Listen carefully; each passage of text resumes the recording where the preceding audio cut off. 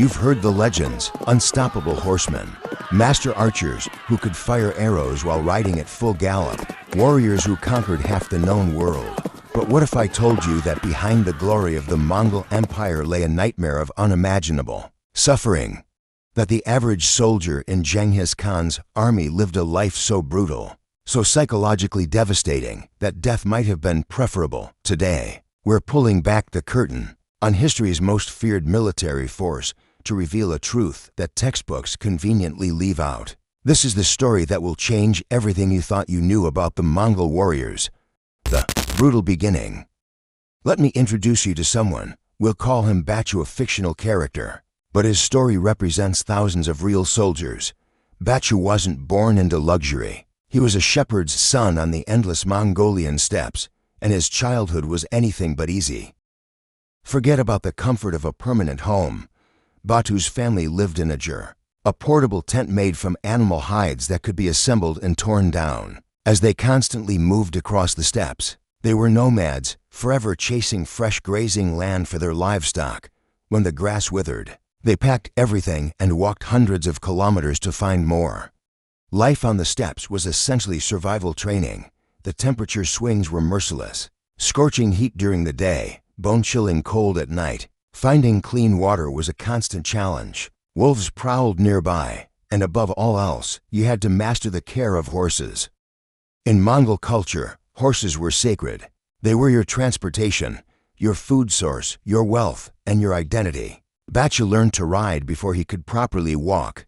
By age 3, he was being strapped to saddles so he wouldn't fall off galloping horses. This wasn't child abuse by their standards. It was necessary education for survival. This harsh upbringing created people of extraordinary toughness. So when military service came calling, it wasn't a dramatic shift. It was simply the next level of hardship they'd been preparing for their entire lives. Forced into service. Did Batu volunteer for the army out of patriotic duty? Absolutely not. The Mongol military didn't ask for volunteers. It demanded bodies. The conscription system was ruthless in its simplicity. Every able-bodied male between 15 and 70 years old was required to serve. No deferments, no exemptions. When your number came up, you went. End of discussion. But here's where it gets psychologically twisted. When Batu was conscripted, the Mongols deliberately separated him from everyone he knew. He wasn't placed with his village friends or fellow tribesmen. Instead, he was randomly mixed with strangers from different tribes, possibly tribes his own family had feuded with for generations. This wasn't accidental. It was social engineering designed to shatter old loyalties. Your allegiance to clan and village had to be completely destroyed so that your only loyalty remained to your commander and, ultimately, to the Khan himself. The darkest aspect of Mongol recruitment involved conquered peoples. When the Mongols steamrolled through cities and kingdoms, they didn't just take territory, they conscripted the defeated populations. These unfortunate souls weren't treated as real soldiers. They became haras, expendable human shields. When attacking fortified positions, these conscripts were driven forward first. They absorbed the initial volleys of arrows and stones. They were ordered to fill defensive trenches with their own bodies so the main Mongol force could cross. Hundreds would die before a single true Mongol warrior faced danger. Brutal, absolutely. Effective, devastatingly so. Training in hell. So Batu entered the war machine. What was his training like? The Mongols didn't have military academies or formal instruction. Their training philosophy was simple. Take the already brutal nomadic lifestyle and amplify it to inhuman levels. The cornerstone of training was achieving absolute unity with your horse. You weren't riding an animal, you were becoming a centaur. Trainees spent days in the saddle without dismounting, even to sleep, until their bodies screamed in agony. Each warrior was responsible for multiple horses, typically 2 or 3 spares. This wasn't a luxury, it was a necessity for the Mongol mobility strategy. But it also meant Batu wasn't just managing his own survival. He was responsible for the health of several large animals. If a horse died due to neglect, you'd likely be abandoned in the wilderness. No horse meant no mobility, and no mobility meant death. The diet made modern military rations look gourmet. Batu survived on borts, pulverized dried meat that preserved indefinitely, but tasted like leather. Arrow, a cheese made from dried milk, was so hard it could crack teeth. Their primary beverage was arrog, fermented mare's milk with a distinctly sour taste. No hot meals, no fresh vegetables, no variation for months on end. Picture the reality: constant cold wind cutting through inadequate clothing, dust and grit irritating your eyes daily, chronic dehydration, exhaustion that becomes your permanent state of being. This wasn't the romantic suffering portrayed in films. This was the slow, grinding destruction of body and spirit. The nightmare of actual combat. Eventually, training ended and real warfare began. And this is where the true horror reveals itself. The Mongol cavalry dominated open terrain. That was their element. But warfare isn't always fought on convenient battlefields. City sieges were common, and these became psychological torture chambers for soldiers like Batu. Imagine waiting outside city walls for months. You're crammed into a filthy, overcrowded camp. Disease spreads like wildfire through unsanitary conditions. There's no action, just endless boredom punctuated by sudden terror. Morale collapses. The mental strain of prolonged siege warfare often exceeded the trauma of brief, violent battles.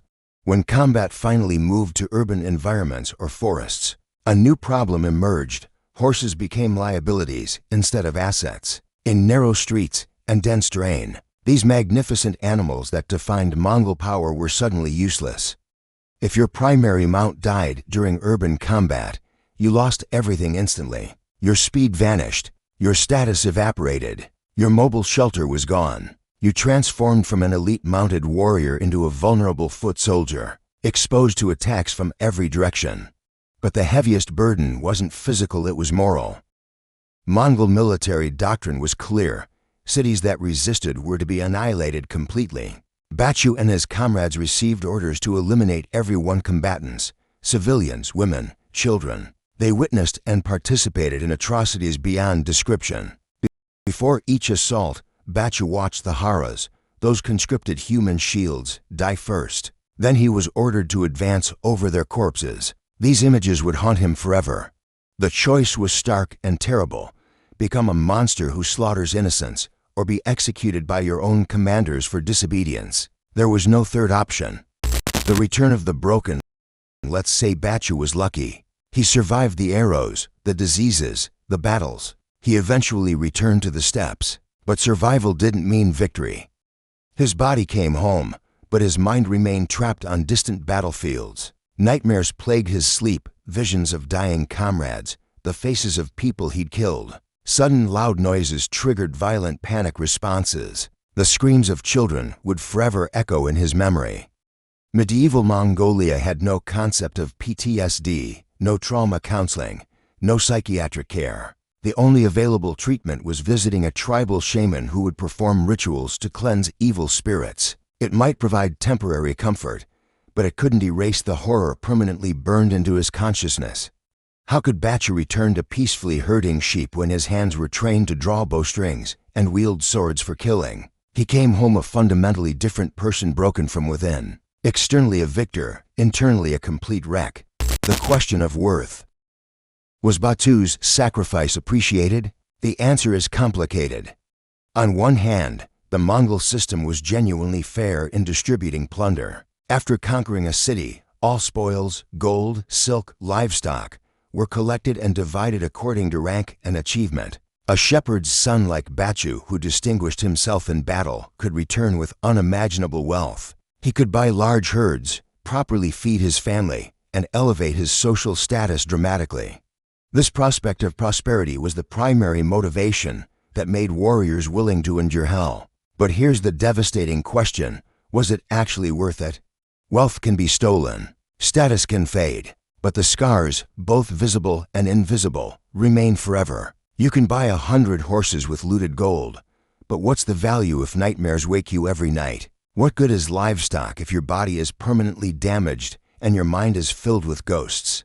The reality is that most survivors eventually return to being simple herders. The difference? They were now aged beyond their years, physically compromised, and mentally haunted. They may have won wars, but they lost the battle against their own memories. The terrible truth: So why was life as a Mongol warrior so utterly miserable? Because the entire foundation of their legendary success, their world-conquering reputation and military dominance, was constructed on the suffering and sacrifice of individual soldiers. They weren't superhuman. They were ordinary people whose lives were already brutally hard, who were then systematically subjected to even greater hardships until their basic humanity eroded away. Their legendary mobility came from living on horseback until their bodies broke. Their famed discipline resulted from a system that threatened death for disobedience. Their ruthless tactics emerged from forcing soldiers to become monsters. Behind the towering historical figure of Genghis Khan stand millions of nameless soldiers who served as fuel for the war machine. Their stories are ultimately stories of profound suffering, a price paid in blood, broken bodies, and shattered sanity. The next time you hear about the mighty Mongol warriors, remember Batu. Remember that glory in history books often obscures an ocean of individual suffering. Remember that empires are built not on courage and honor alone, but on the broken backs and traumatized minds of ordinary people forced into extraordinary horror. What are your thoughts? Drop them in the comments below. And if you found this revealing, don't forget to like, share, and subscribe to Twilight Telling for more untold stories from history's shadows.